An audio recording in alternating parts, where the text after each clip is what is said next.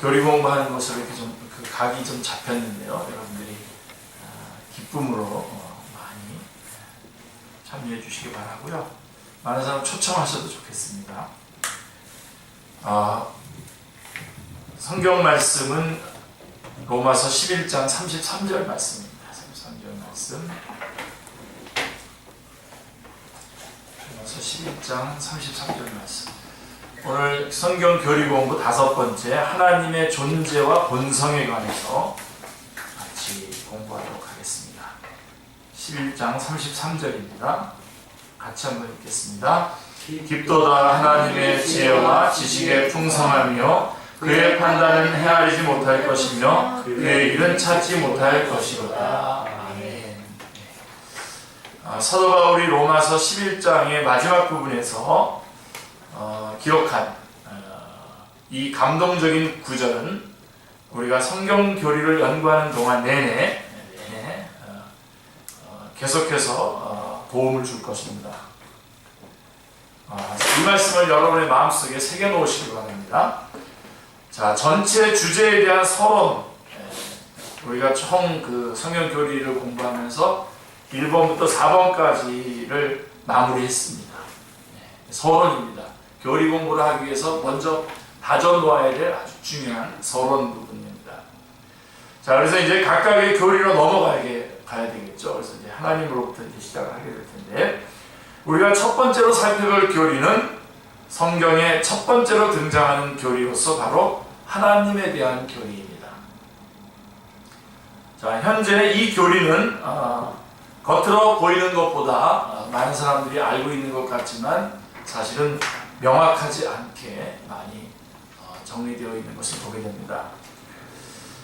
왜냐하면 지난 오랜 기간 동안 신학과 성경 자료들에 대한 전형적인 접근 방법이 거의 대부분 그 출발점을 인간으로 설정했기 때문입니다.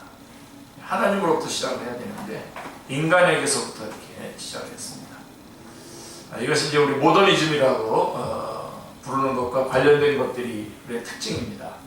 모더니즘은 자기 자신과 소위 기원에 대한 심리학적 개념들에 대해 관심이 있기 때문에 필연적으로는 인간 또는 세상으로부터 출발해서 하나님께 이르려고 합니다. 그래서 모더니즘 신학은 언제나 주관적이며 항상 인간 자신으로부터 출발합니다. 하지만 성경은 그렇게 말하지 않습니다. 성경은 하나님으로부터 시작합니다. 참으로 우리에게 모든 것을 말해주는 저 위대한 첫 진술을 기억하십니까? 창세기 1장 1절 시작. 태초에 하나님이 천지를 창조하십니다. 인간과 세상으로부터 만약에 출발하면요, 주제는 항상 인간이 겪고 있는 고통에 집중이 됩니다. 절대로 아주 이거 여러분 끝까지 놓치지 마십시오. 여러분 신앙생활 할 때 인간으로부터 혹은 세상으로부터 이야기를 출발하기 시작하면 주제는 항상 인간이 겪고 있는 고통에 집중되고요, 그 고통을 해결하는 것이 기독교의 관건이 되어버립니다. 그러나 그래서 그것을 해결해 주는 사람이 하나님이에요. 어쨌든. 근데 하나님으로부터 출발하게 되면 어떻게 되냐? 주제는 항상 인간의 본질적인 문제인 죄에 집중이 되게 되고, 그래서 그 죄를 해결하러 오신 예수님이 기독교의 관건이 됩니다.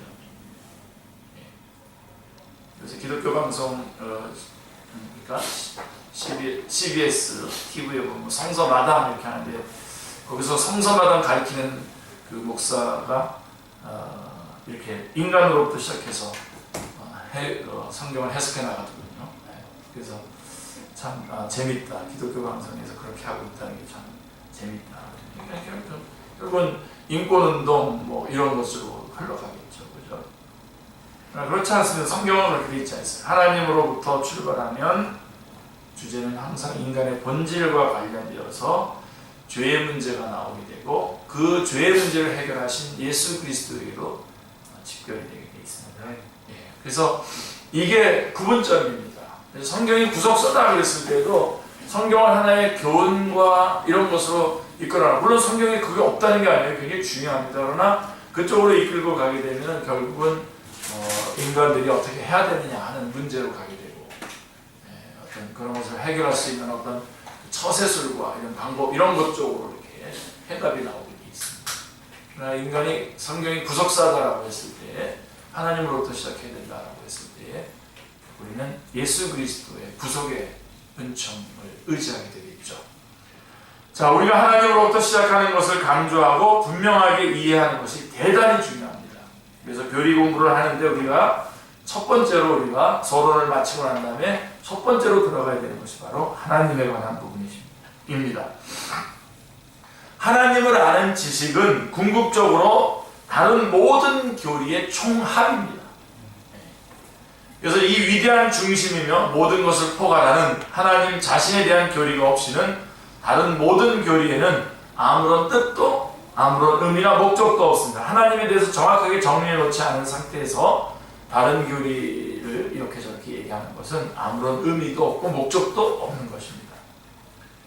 하나님에 대한 교리로부터 출발하지 않는다면 구원의 교리가 무슨 의미가 있겠습니까? 그 다음에 죄의 교리를 살펴본다는 것이 무슨 의미가 있겠습니까? 아무런 의미가 없습니다.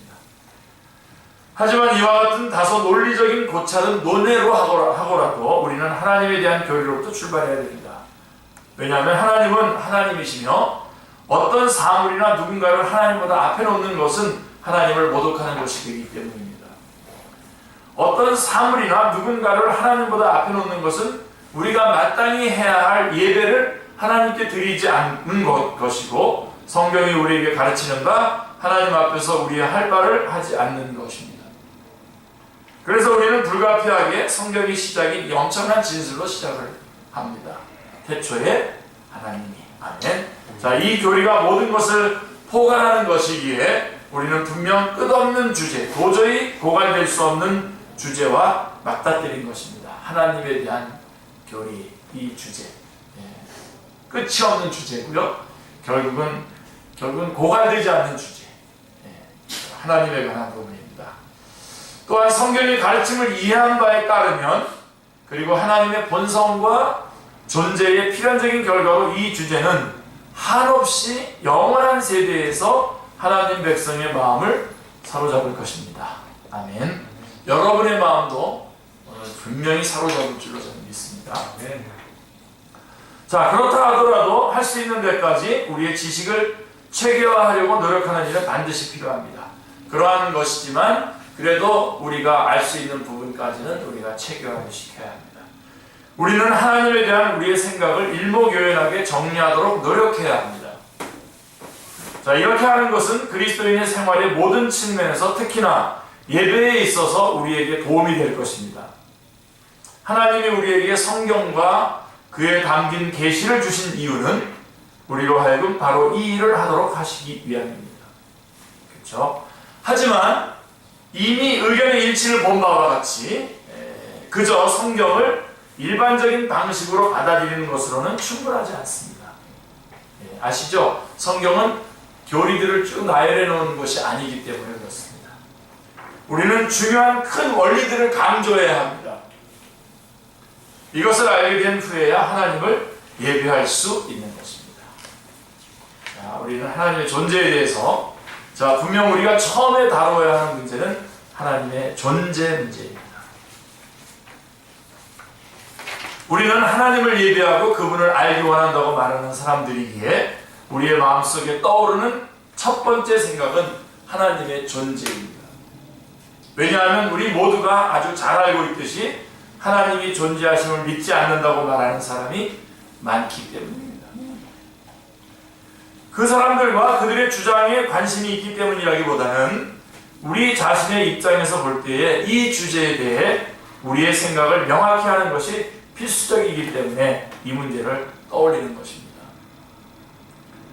성경은 하나님의 존재를 선언합니다. 이 부분도 굉장히 중요합니다. 성경은 하나님의 존재에 대해서 선언합니다. 증명하지 않습니다. 자, 우리가 이 항목에서 말하고 싶은 단 한 가지는 성경은 하나님의 존재를 논증하는 것이 아니라, 변증해서 증거하는 것이 아니라 선언한다는 사실입니다. 하나님에 대해서 처음부터 선포하고 있는 것입니다.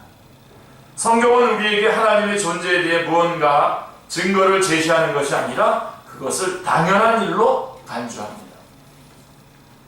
자, 성경의 첫 번째 구절을 한번 살펴보십시오. 태초에 하나님이 천지를 창조하시라. 자, 창세기는 창세기는 절대로, 자, 다음 증거들로 우리는 하나님의 존재를 증명합니다. 그리고 그가 존재하셨으므로 그가 태초에 천지를 창조하셨음을 확증합니다. 라고 말하지 않습니다. 어떻게 하죠? 태초에 하나님이 천지를 창조하시다. 하나님은 당연히 계신 거고 하나님께서 천지를 창조하셨다라고 선포하고 있는 것입니다. 단지 그분의 존재를 진술할 뿐입니다. 물론 사도행전 14장이나 로마서 1장에는 하나님의 선하심으로 인해 우리의 불신에 대해서는 변명할 수 없는 가르침도 없다는 가르침도 있습니다. 하지만 이것은 소극적인 논증일 뿐이지 자연 등을 통해 하나님의 존재가 증명될 수 있는 적극적인 의미의 말은 아닙니다. 이 말의 의미는 누군가 하나님을 믿지 않는다면 하나님이 자연에 남겨놓으신 흔적들이 그의 불신을 몸박하는 증거가 된다는 것입니다. 그러므로 사도 바울이 주장하듯이 믿지 않는 사람은 변명의 여지가 없습니다. 그런 의미에서 하나님에 대해서 어느 정도 논증을 했습니다만은 그것은 바로 믿지 않는 사람들에게 변명의 여지가 없음을 분명히 해두기 위한 것이죠. 로마서 1장 20절에 보시면 창세로부터 그의 보이지 아니하는 것들 곧 그의 영원하신 능력과 신성이 그의 만드신 만물에 분명히 보여 알려졌나니 그러므로 그들이 핑계하지 못할지니라 라고 말씀하고 있습니다. 그래서 핑계하지 못하도록 그들에게 알 수 있는 하나님에 대해서 변증을 해주고 있는 것일 뿐이지 그것이 하나님을 이렇게 적극적으로 하나님에 대해서 다 말해주는 것은 아니라는 것입니다. 하나님의 존재에 대한 논증들이 있어요. 사실 이거는 교리 공부에 해당되는 부분이 아닙니다만은, 자, 성경 교리와 신학에 대한 대부분의 교과서는 하나님 존재에 대한 증명들에 관해서 상당히 자세히 다루고 있습니다. 그래서 우리도 청년부에서 한번 이거 깊이 한번 다룬 적이 있었는데요. 자, 첫째로 하나님에 대해서 논증하는 겁니다. 우주론적인 논증입니다. 자, 자연을 근거로 한 논증인데요. 이 논증은 모든 결과에는 원인이 있다는 것입니다. 그래서 그 원인이 누구냐? 쭉 따라 올라가면 그 원인은 최초의 원인은 하나님이다 라고 하면서 하나님에 대한 논증을 하는 거죠. 그 다음에 목적론적인 논증이 있습니다. 이것은 질서와 설계로부터 끌어낸 논증으로서 만물은 분명히 무엇인가로 규결된다라고 말하는 것입니다. 그 무엇, 그것이 하나님인 것입니다. 도덕적 논증은 우리가 가장 잘 사용하는 논증이죠. 우리의 선과 악에 대한 의식, 옳고 그름에 대한 자각이 도덕적 존재인 하나님이 계시다는 사실을 증명한다는 것입니다.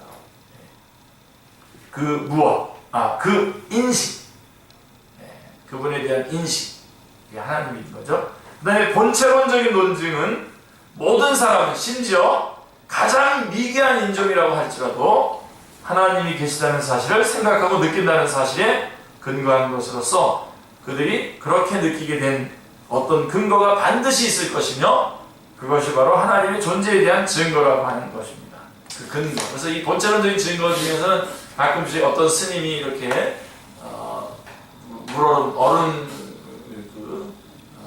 어른 강을 건너가다가 갑자기 얼음이 쪼개지자 갑자기 하나님하고 불렀다. 이렇게 그러면서 하나님이라고 부르는 거 보면 그 안에 분명히 하나님이 계시다는 것이다. 이렇게 많이 증거를 했죠. 근데 여러분 중요한 것은 제가 네 가지를 소개했는데 우주론적인 논증, 목적론적인 논증, 그 다음에 도덕적 논증, 본체론적인 논증을 했는데요. 중요한 게 뭐죠? 이거 우리 청년들 다 배웠었는데 이 논증을 통해서는 구원을 받을 수 없습니다. 믿음이 생겨나지 않습니다. 그래서 여러분들이 그냥 지적인 만족을 누리기 위해서 이런 것들을 나누고 또 시험을 봐야 되기 때문에 이거에 대해서 답을 쓰기 위해서 아시는 것까지는 좋지만 이것이 여러분의 믿음을 생겨나게 하지는 않습니다. 자, 그런데 성경이 이런 논증들에 대해서 가르쳐주는 바는, 자, 이러한 논증을 통해서는 결코 믿음이 생겨나게 할 수 없다는 사실입니다. 네. 자, 그것들은 소극적인 의미에서 유용하긴 하지만, 소극적인 의미에서 유용하긴 하지만 결코 믿음으로 이끌지는 못합니다. 성경에 따르면 어느 누구도 믿음이 없이는, 믿음으로 이끄는 성령님의 내적 역사가 없이는 하나님을 믿을 수 없습니다. 그래서 성령님의 역사가 없으면 안 돼요. 그래서 이런 논증을 통해서 뭔가를 여러분들이 지적으로 확증을 하고 상대방을 설득했다고 하더라도 여러분과 상대방 둘 쪽에 믿음은 생겨나지 않습니다. 그러나 성령님이 함께 하시면 하나님을 믿을 수 있죠. 히브리서 11장 6절에서는 이 사실을 하나님께 나아가는 자는 반드시 그가 계신 것과 어떻게 한다고요? 또한 그가 자기를 찾는 자들에게 상 주시는 이심을 믿어야 할지니라 표현하고 있습니다. 그래서 근본적으로 하나님 자신이 주시는 선물인 믿음의 선물이 없이는 아무도 하나님을 믿을 수 없습니다. 사람들이 하나님이 주신 믿음으로 인해 믿게 되었을 때에 하나님 존재에 대한 논증들은 그 믿음을 뒷받침해 주는 데에 아주 그런 측면에 도움이 될 수 있어요.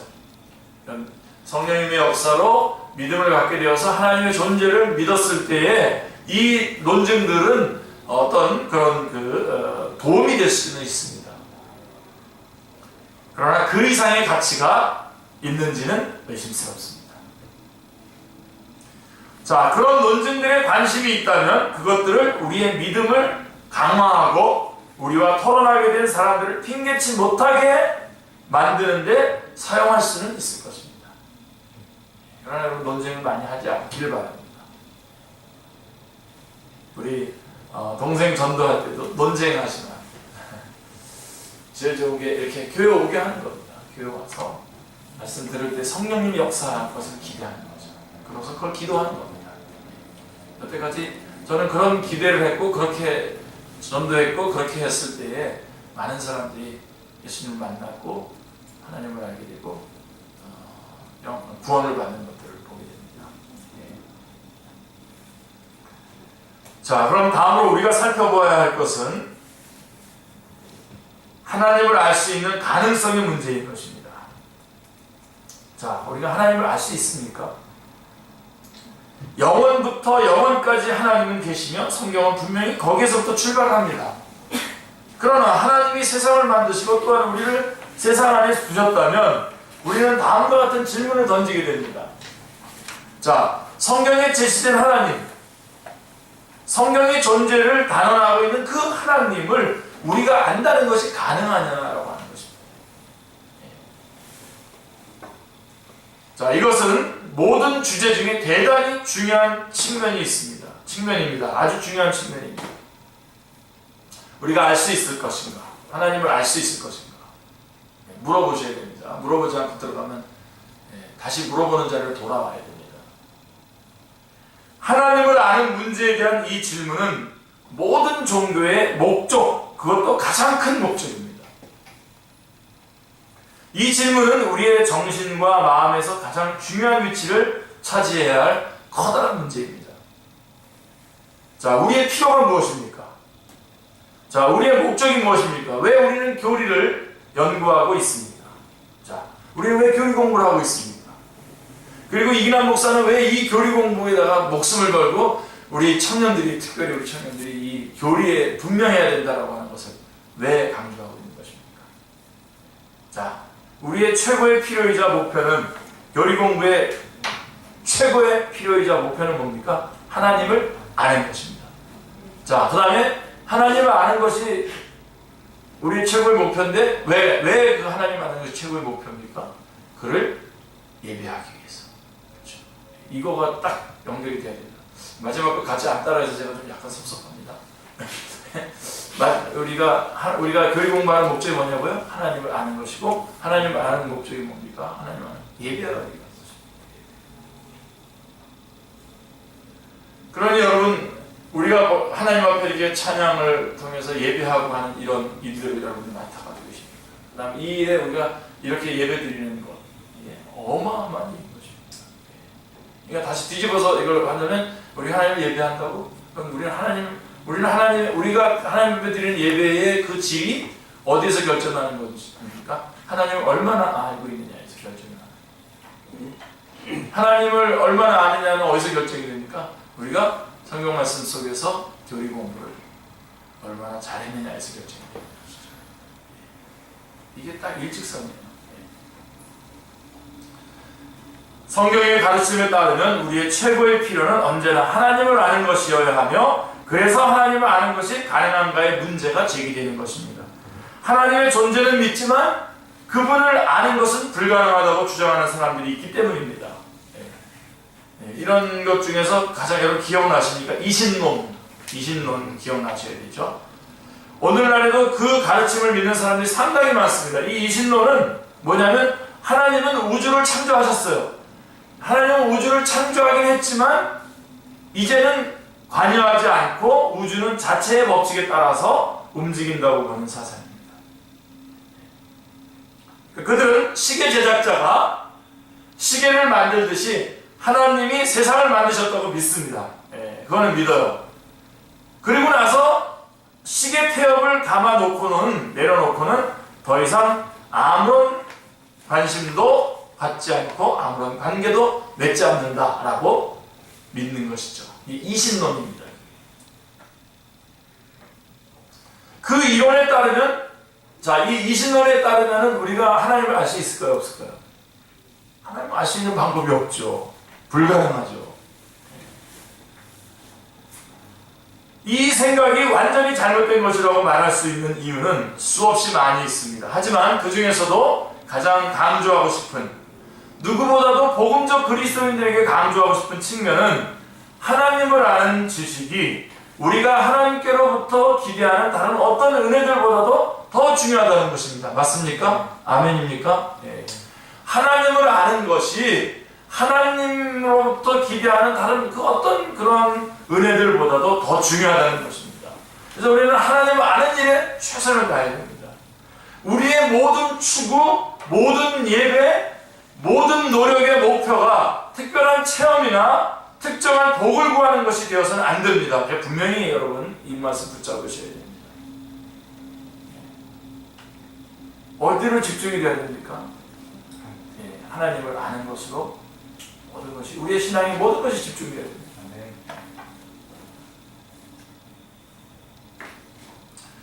그래서 어떤 분들은 자기가 어떤 신앙적인 체험을 좀 하고 싶어가지고 거기에 몰두하다가 하나님도 제대로 알지 않고 자기가 원하는 대로 하나님도 정리해버리는, 정리하고 개념 정리해버리는 그런 경우를 많이 봅니다.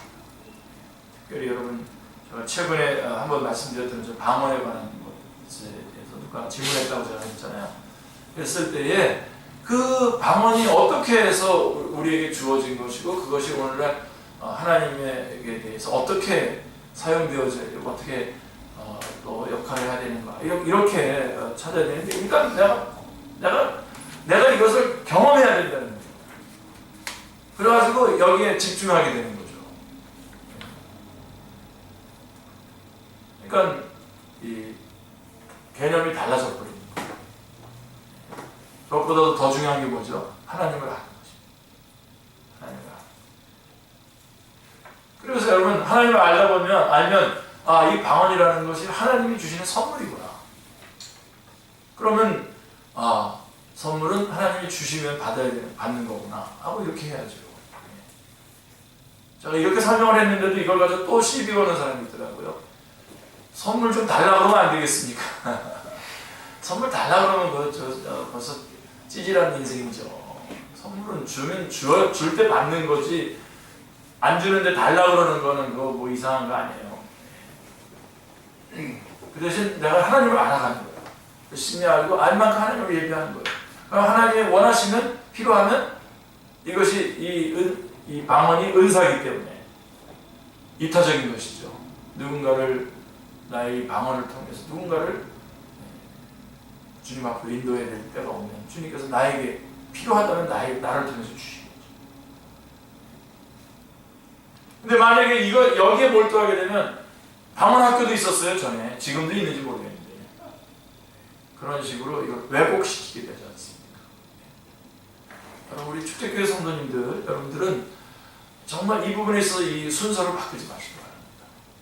이 부분에 있어서 우리가 가장 중요한 것은 하나님을 아는 것입니다. 하나님을 아는 지식이 우리가 하나님께로부터 기대하는 그 어떤 은총들, 어떠한 은혜들보다도 더 중요한 것입니다. 그래서 우리의 모든 추구, 모든 예배, 모든 노력의 목표가 특별한 체험이나 특정한 복을 구하는 것이 되어서는 안 됩니다. 우리의 목표는 하나님 자신을 아는 것이 되어야 합니다. 아멘. 선물이 아니라 선물을 주시는 분, 복이 아니라 복의 근원이자 셈이 되시는 분을 목표로 삼아야 됩니다. 선악과를 주신 의도도 여기 있는 거예요, 여러분. 바로 우리가 그거 헷갈리지 말라고 선악과를 주신 거예요.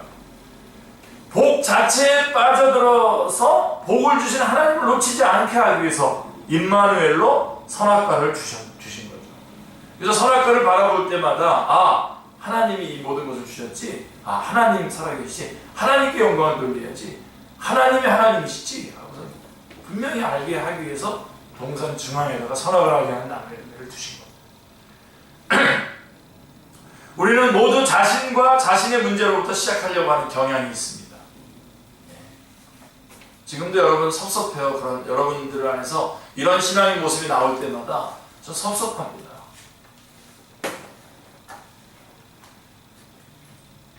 특별히 우리가 좀 더 본인이 좀 고참이라고 생각하시는 우리 성도들이 이거 봐야죠. 이 전체에서 내가 나를 주장하고 내 원하는 것을 지금 추구해야 될 건지, 아니면 지금 이 전체를 위해서 내가 지금 힘들고 어렵지만 내가 와서 이렇게 같이 참여해 줘야 할 건지, 이런 것들이 이게 계산이 안 됩니까?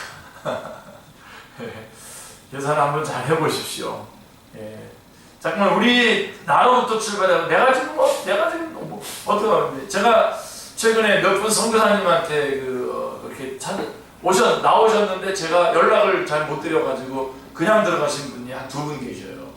제가 내가 요즘에 너무 내 문제, 우리 교회 축제교회 문제만 가지고 내가 너무나 몰두하고 있어서 이분들을 챙기지 못했구나. 그래서 아주 상당히 마음을 좀 아파하고 있습니다. 그게 아니죠. 지금 더 중요한 일들이 지금 진행이 되고 있는데, 그런 것들을 우리가 같이 붙잡을 수 있어야 됩니다. 그래서 우리 자신으로부터, 자신의 문제로부터 시작하는 경향이 있는데, 이것이 바로 종교의 특징이죠. 종교는 다 각각, 아까도 말씀했지만, 그래서 기독교 이외의 모든 종교는 항상 자신이 당한 고통에서부터 출발합니다. 때때로 오로지 복을 주시는 존재로서의 하나님 외에는 전혀 관심이 없다는 듯한 인상을 주는 사람이나 책을 만날 때마다 놀라움을 금할 수가 없습니다. 사실은 섭섭함과 불쾌함을 금할 수가 없습니다.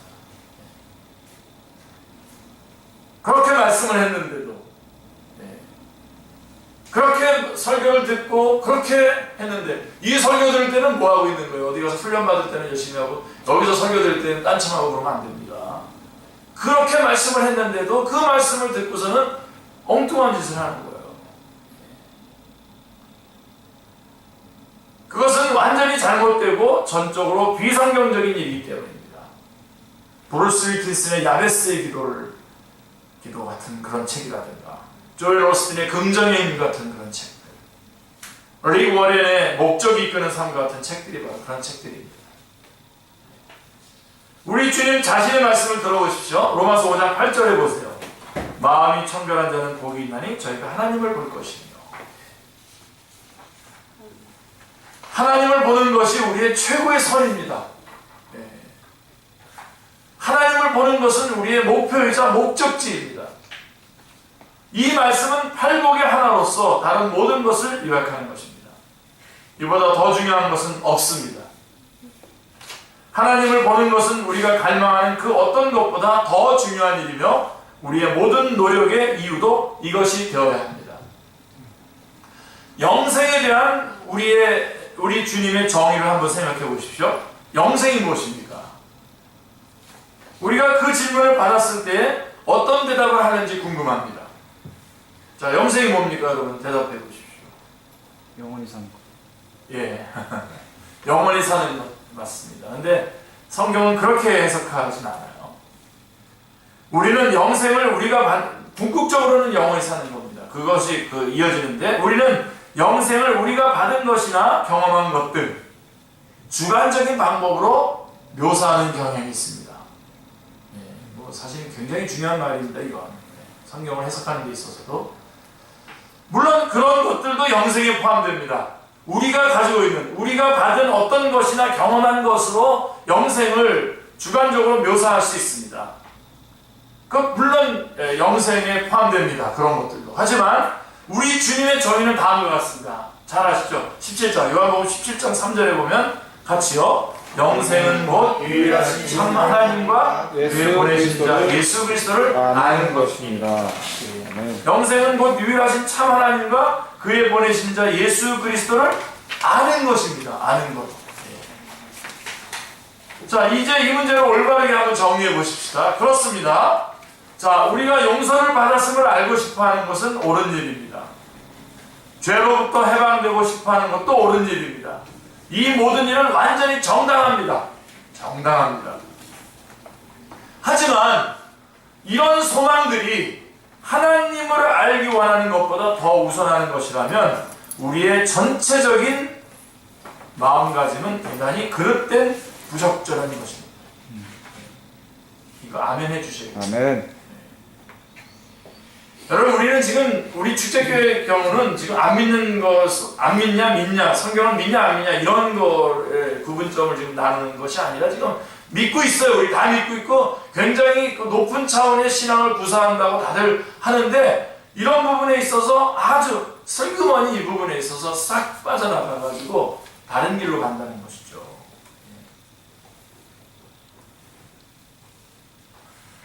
용서받았음을 알고 싶어하는 것, 죄로부터 해방되고 싶어하는 것, 이런 거 우리가 다 얼마나 추구하는 겁니까? 좋습니다. 그러나 이런 것들이 하나님을 알기 원하는 것보다 우선하는 것이라면 something wrong. 그 신앙의 중심 부분에 있어서 문제가 있다.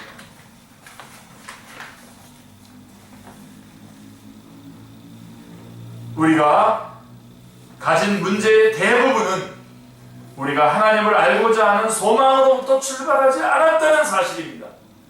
우리가 하나님을 알고자 하는 소망으로부터 출발했다고 한다면 우리가 지금 몇 가지 여러분들이 긴장하면서 힘들어하는 그런 문제들은 사실은 일어나지 않을 수 있었던 문제입니다. 이 소망을 다른 모든 것보다 중요하게 생각하지 않는다는 사실 때문에 생겨난 것입니다. 자, 그러면 하나님을 아는 것이 가능합니까? 이제 문제는 하나님을 아는 것이 가능한가인 것입니다. 우리는 하나님을 알아야 된다는 것을 너무나 중요하게 알았어요. 지금 하나님을 아는 것이 모든 것에 가장 중요한 것이고 처음이고 출발이고 중간이고 마지막이라는 것을 분명히 말씀드렸는데, 그러면 하나님을 아는 것이 가능하냐라고 하는 것입니다. 자, 여기서 우리는 극히 중요한 용어 하나를 확인해야 되는데, 성경은 하나님의 불가해성을 가르칩니다. 불가해성.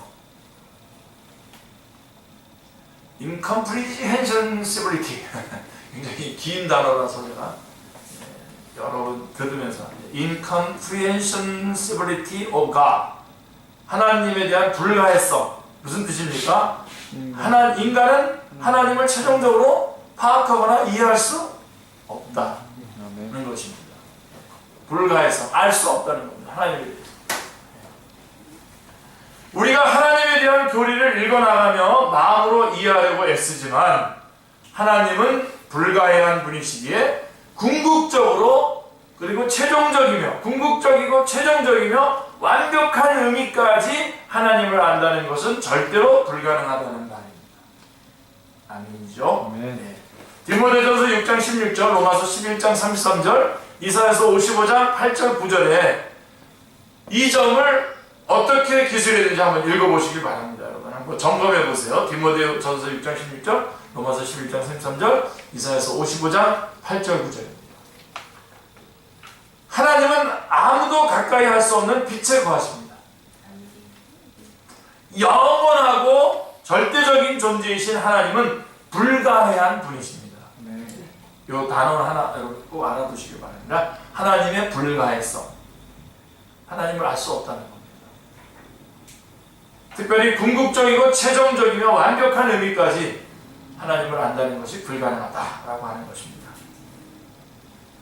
그러나 하지만 우리는 하나님은 최종적으로는 불가해한 분이시지만 그럼에도 불구하고 우리가 그분을 알 수 있다는 겁니다.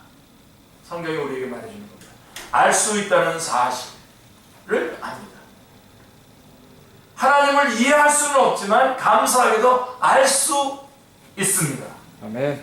자, 이 점을 분명히 해야 합니다. 하나님이 진정 누구신지를 알 수 없으며 오직 하나님이 사람과 맺는 관계 안에서만 그분을 알 수 있다고 믿게 만드는 사람도 있어요. 이런 사람들이 있어요. 이것도 우리가 조심해야 됩니다.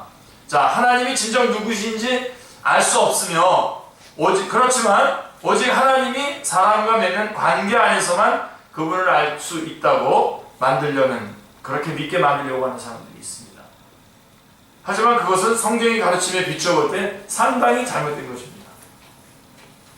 물론 하나님이 사람과 관계를 맺으실 때 그분을 가장 쉽게 알 수 있습니다.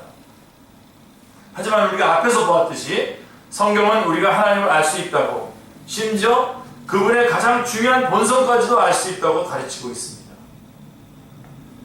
자, 이렇게 말한다고 해서 불가해성의 교리를 부정하는 것이 아닙니다. 아까 말했던 것처럼 그 불가해성의 교리의 그 핵심은 뭐죠? 하나님에 대해서 궁극적이고 최종적이고 완벽한 의미까지 우리가 하나님을 안다는 것은 불가능하다라고 하는 것을 말씀해 준 것이죠. 예. 자, 그러니까 우리는 하나님을 알 수 있습니다. 물론 불가해성의 교리를 부정하는 것은 아닙니다. 자, 어떻게 이 둘이 조화를 이룰 수 있는 것인가가 지금 오늘 우리의 관건입니다. 하나님의 불가해성, 그러나 하나님이 우리에게 하나님을 알게 해주셨다는 겁니다. 그래서 우리는 알아야 되는 것입니다. 그래서 이 두 개를 조화를 시켜드리겠습니다.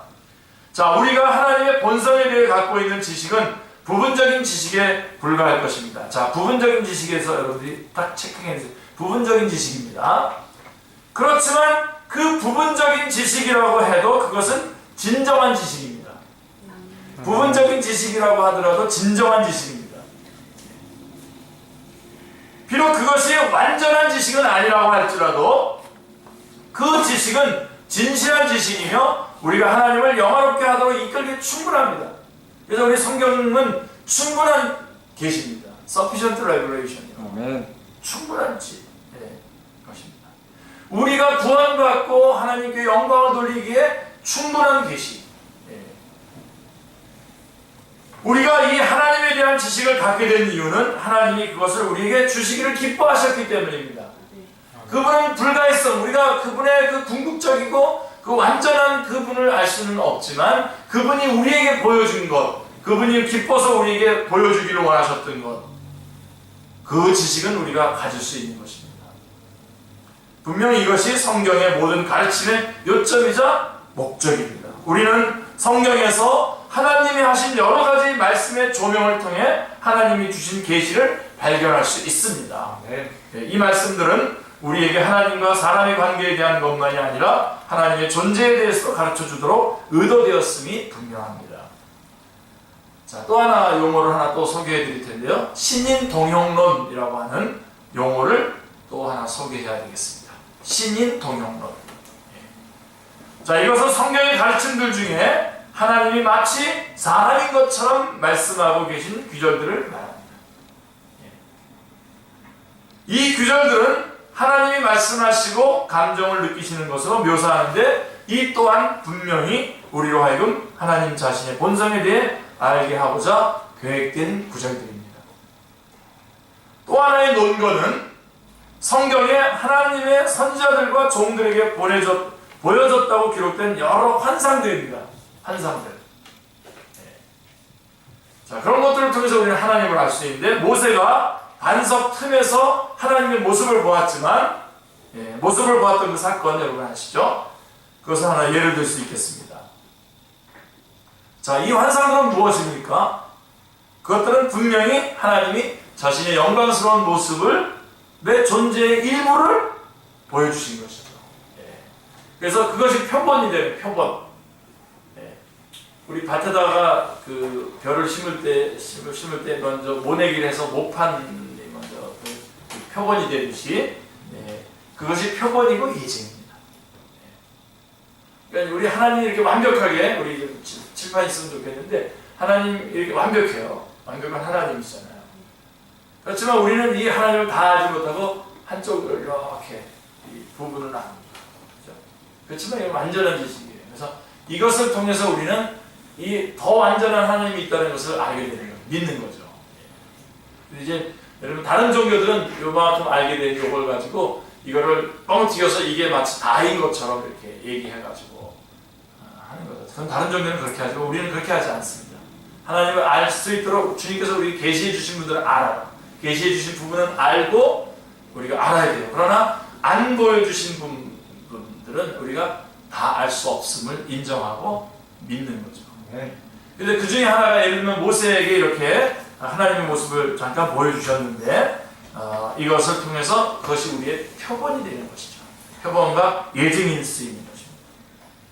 이 환상들이 하나님이 구원 등과 관련해서 사람과 관계 맺는 사건은 아니었지만 하나님은 자신의 종들에게 자신의 탁월한 영광을 잠시나마 볼 수 있게 허락하셨고 그것을 본 사람들은 영원히 그 영광을 잊지 못했습니다. 놓치지 않았습니다. 그분들은. 자, 그래서 정리를 한다면 하나님은 불가해한 분이시지만 그분의 무한하신 은혜와 인자하심과 겸손하심에 의해 알려지실 수 있는 분이십니다. 아멘. 네. 이렇게 이 부분을 우리가 여기서 한쪽으로 치우치면 안 됩니다. 우리는 하나님을 완벽하게 알 수 있어! 라고 이렇게 말하는 사람도 안 되고 우리는 하나님을 알 수 없어! 이렇게 말하는 것도 안 되는 겁니다. 우리는 하나님을 완전히 알 수 없습니다. 그러나 하나님이 우리에게 보여주신 것은 알 수 있습니다. 그분은 우리에게 그분 자신을 보여주시기를 기뻐하셨습니다. 그래서 우리는 알아야 되고 아는 만큼 특별히 우리에게 알려주신 것이 부분적인 것이지만 진정한 것이고 완전한 것이다 라고 하는 것을 다시 한번 여러분들 정리하시기 바랍니다. 하나님은 우리에게 알려주십니다. 아멘. 자, 만일 그것이 사실이라면 하나님을 우리가 알 수 있다고 한다면 우리의 다음 질문은 이것입니다. 우리는 하나님에 대해서 무엇을 알고 있는가? 우리는 하나님에 대해서 무엇을 알 수 있는가? 자, 이 문제는 성경이 하나님 자신의 본성에 대해 무엇을 가르치는지 살펴보는 것부터 시작하는 것이 옳습니다. 자, 우리가 교리 공부를 하는 목적 다시 한번 정리해 보시죠. 우리가 교리 공부를 하는 목적은 지적인 즐거움을 얻으려는 것이 아니라 하나님을 아는 것이죠. 그렇죠? 그리고 하나님을 아는 것은 그분을 예배하는 것입니다. 이거는 뭐 생명같이 여기셔야 됩니다. 이건 절대로 없이 않아야 됩니다. 우리가 교리 공부를 하는 목적은 우리는 하나님을 아는 것이고 하나님을 아는 것은 바로 그것은 예배. 하나님께 예배드리기, 영광 돌리기 위한 것입니다. 그리고 지금 우리는 여러분 지금 저는 굉장히 오늘 이 말씀을 다시 전하려고 다시 쭉 점검을 했거든요. 이번 주간에 다시 월요일부터 다시 이 부분 점검했는데 굉장히 감동입니다. 감격입니다. 지금 우리가 지금 하나님에 대해서 지금 살피는 거 아닙니까? 근데 그 하나님을 살피면 우리는 어떤 존재입니까? 보잘것없는 존재입니다. 우리는 보잘것없는 인간으로서 하나님의 본성을 논하고 있는 것입니다. 할렐루야. 네. 엄청난 일을 지금 하고 있는 겁니다. 최고의 하나님 우리를 최고의 자리에 지금 두고 계신 거예요. 최고의 자리에. 보잘것없는 인간으로서 그 어마어마하신 하나님에 대해서 우리는 지금 논하고 있는 것입니다. 그래도 별로 얼굴이 감격이 없고 물론 다들 오전에 다들 일하시고 오셨기 때문에 피곤하고 힘들겠죠. 그렇지만 이 말씀이 여러분을 다시 한번 새롭게 불러일으키시길 바랍니다. 네. 자, 그렇다면 우리가 할 일은 오직 한 가지뿐입니다. 우리는 불타는 떨기나무를 보았을 때에 모세가 했던 일을 해야 합니다. 예. 처음에 모세는 내가 돌이켜 가서 이 광경을 보리라 하고선 이걸 보려고만 해요. 그래서 이렇게 말하고는 이 놀라운 현상, 불타지만 타버리지 않는 이 떨기나무를 좀 조사해 보려고 했어요. 겁도 없죠. 겁 없이 말이에요. 예. 자, 바로 모세가 했던 것, 우리가 바로 그 부분에서 우리가 두렵고 떨림으로 하나님을 대해야 됩니다. 그래서 그때 하나님께서 임하셨죠. 그렇게 조사하려고 했지만 말씀이 임하셨죠. 이리로 가까이 하지 말라. 너의 선 곳은 거룩한 곳이니 땅이니 내 발에서 신을 벗으라. 출애굽기 3장 5절에 말씀하고 있습니다. 자, 이런 것들을 고찰해 볼 때에 성경은 더 많이 읽으면 읽을수록 왜 고대의 유대인들이 여호와의 이름을 절대로 입에 담지 않았는지 이해하게 되는 거죠. 네. 아, 그랬구나. 우리도 점점 저 성경을 많이 이렇게 읽으면요, 기발한 말 같은 거 자꾸만 안 하게 됩니다. 가끔 이렇게 뭐 요새 뭐 유튜브나 이런데 막 기발하고 멋진 용어들 써가면서 막 기발한 용어들 써가면서 하나님을 설명해서 뜨려고 하는 사람들이 있는데요. 그런 분들 많아요. 조심해 하셔야 됩니다. 하나님은 그렇게 막 불려질 수 있는 그런 이름의 하나님이 아니십니다. 그들은 너무 큰 두려움과 경외심으로 가득 차 있었고요.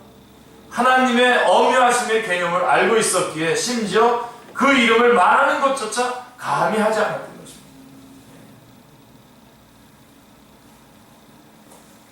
이제부터는 우리도 하나님을 친애하는 하나님 이렇게 부르기보다는 Dear God 이렇게 부르기보다는 고대 유대인들이 그렇게 했던 것처럼 거룩하신 아버지라고 표현되게 되기를 기도합니다.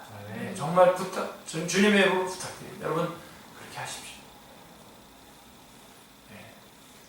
특별히 여러분들이 큰 은혜를 받았고 어떨 때에 하나님으로부터 어떤 좋은 선물들을 받았다고 했을 때 기뻐가지고 오히려 하나님의 이름을 망령되게 일컫는 어리석은 자리에 들어가지 않길 바랍니다.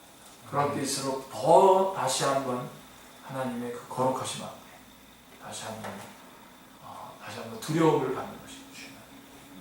예. 우리 인간에게 있어서 하나님께 대한 가장 결정적인 문제가 뭐냐면요, 하나님을 두려워하지 않는 것. 여러분들이 로마서를 이렇게 쭉 공부해보면 로마서 3장 18절에 가보면 거기에 가보면 하나님을 두려워함이 없다. 가장 모든 사람들이 죄인데 그 죄의 가장 핵심이 뭐냐면 하나님을 두려워하지 않아요.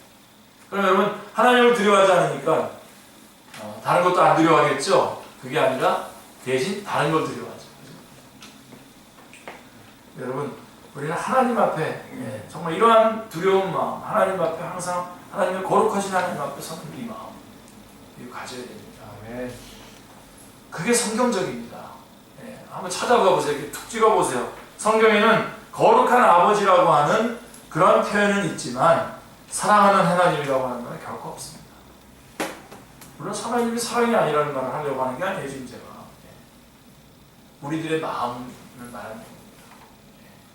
그렇다면 여러분 우리 예배의 자세, 우리의 삶 하나하나가 어떠해야 되는, 어떻게 바뀌어야 될지는 자명한 일이죠. 그걸 굳이 뭐 예배 모범이라고 일 어떻게 해야 되고 어떻게 이렇게 설명하지 않는다고 하더라도 내가 하나님을 거룩하신 아버지로 알고 있다면 바뀌겠죠. 자, 우리는 경건함과 두려움으로 하나님께 가까이 가야 합니다. 우리의 하나님은 소멸하는 불이시기 때문입니다. 히브리서 12장 28절 29절이 잘 말씀해주고 있습니다. 그러므로 이 모든 것을 마음에 새기고 두려움과 경외심으로 이 주제에 접근해야 됩니다. 그래서 우리가 지금 하나님에 대해서 보잘것없는 우리가 하나님에 대해서 알려고 하는 이때에 우리가 가져야 될 가장 중요한 자세는 하나님을 두려움으로, 경건함과 두려움으로 대해야 되는 것입니다. 그래서 제가 성경을 대하는 자세 4가지 얘기할 때 제일 먼저 항상 얘기하는 게 뭡니까? 경건한 접근.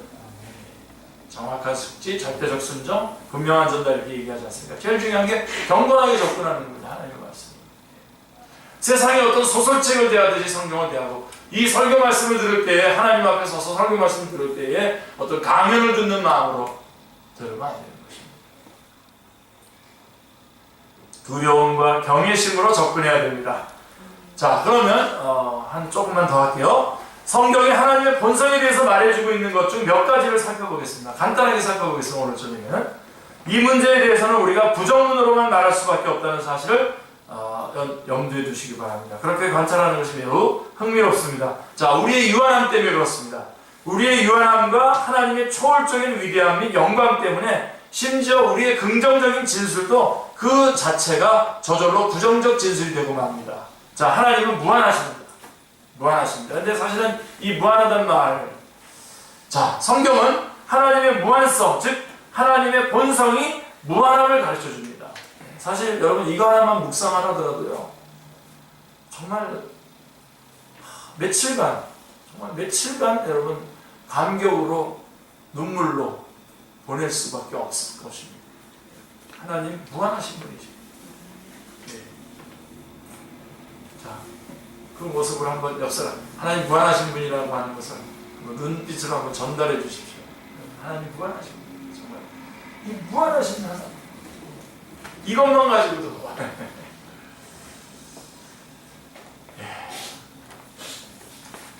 자, 이 말은 유한하지 않음이라고 하는 뜻이에요. 부정문으로밖에 말할 수밖에 없어요. 이것을 긍정문으로 표현할 방법이 없습니다. 하나님의 무한하심이 얼만큼 무한한지 우리가 우리의 인간의 개념과 언어의 한계 때문에 표현할 수가 없습니다. 그러니까 유한하지 않으심. 이 말은 하나님이 절대적인 존재이시며 다른 무언가로부터 유래하지도 다른 무언가에 의해 영향을 받지도 않는 분이라고 하는 뜻입니다.